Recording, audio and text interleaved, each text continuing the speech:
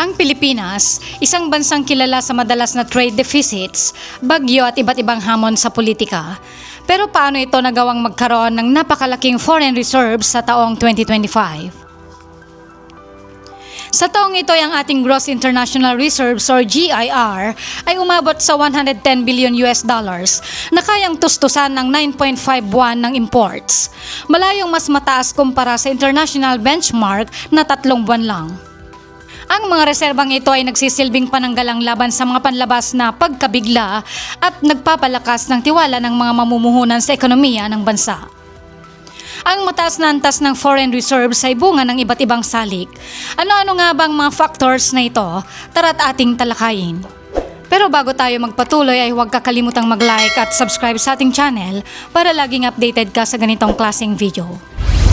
Una, ang remittances ng Overseas Filipino Workers or OFWs. Ang mga Overseas Filipino Workers or OFWs ay tinaguri ang mga bagong bayani ng Pilipinas dahil sa kanilang hindi matatawarang kontribusyon sa ekonomiya ng bansa.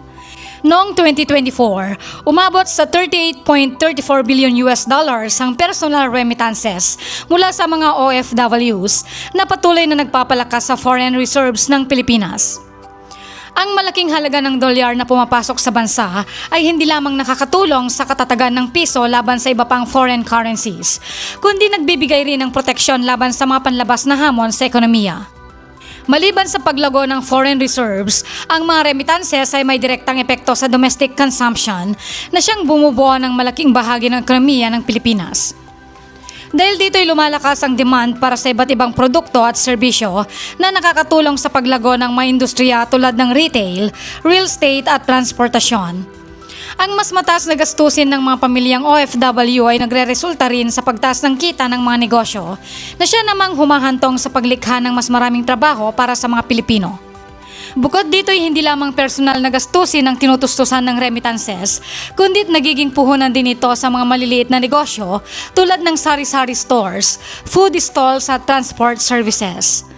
Maraming pamilya ng OFW ang ginagamit ang perang natatanggap upang magsimula ng negosyo na hindi lang nakakatulong sa kanila, kundi pati na rin sa kanilang lokal na komunidad. Ang sipag at sakripisyo ng mga OFW ay hindi lamang tumutulong sa kanilang pamilya, kundi pati na rin sa mas malawak na ekonomiya ng bansa. Ang kanilang kontribusyon sa foreign reserves, domestic consumption at job creation ay patunay na sila ay isa sa pinakamalaking pundasyon ng katatagan at patuloy na pag-unlad ng Pilipinas. Pangalawa, ang paglago ng business process outsourcing or BPO sector. Ang business process outsourcing or BPO sektor ng Pilipinas ay patuloy na lumalago at nagiging isang pangunahing haligi ng ekonomiya.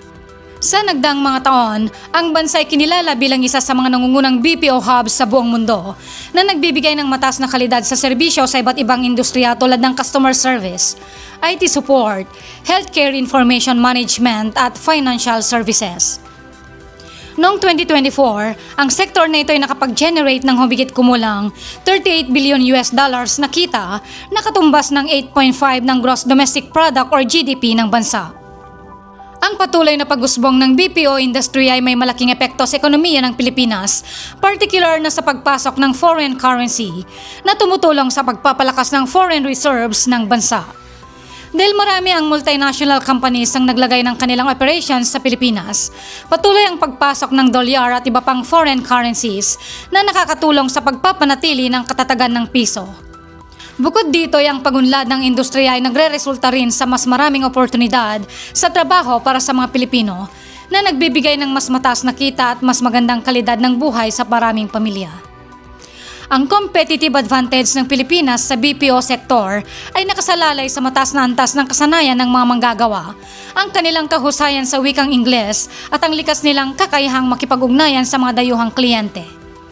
Bukod dito ay patuloy ang suporta ng gobyerno sa sektor sa pamamagitan ng pagbibigay ng insentibo sa mga kumpanya at pagpapabuti ng infrastruktura upang lalong mapadali ang BPO operations sa bansa. Ang paglago ng BPO industry sa isang napakahalagang salik sa pagpapatibay ng ekonomiya ng Pilipinas. Bukod sa pagdadala ng foreign currency, ito rin ay lumilikha ng mas maraming trabaho at nagpapalakas ng iba pang sektor ng ekonomiya tulad ng real estate, transportasyon at retail. Dahil dito'y nananatili ang Pilipinas bilang isa sa mga pinaka-in-demand na destinasyon para sa mga BPO at patuloy na nakikilala sa global outsourcing market. Pangatlo, ang matatag na pamumuhunan. Ang Pilipinas ay patuloy na nagkakaakit ng mga dayuhang mamumuhunan dahil sa mga reformang pang-ekonomiya, pagpapabuti sa business environment at ang strategic location nito sa rehiyon ng Indo-Pacific. Sa nagdaang mga taon, naging mas agresibo ang gobyerno sa pag-aalok ng mga insentibo sa mga negosyong nais mamuhunan sa bansa, kabilang na ang tax incentives, streamlined business processes at mas bukas na regulasyon para sa foreign investments. Dahil dito'y patuloy na tumataas ang Foreign Direct Investment or FDI na isang napakahalagang faktor sa paglago ng ekonomiya ng isang bansa.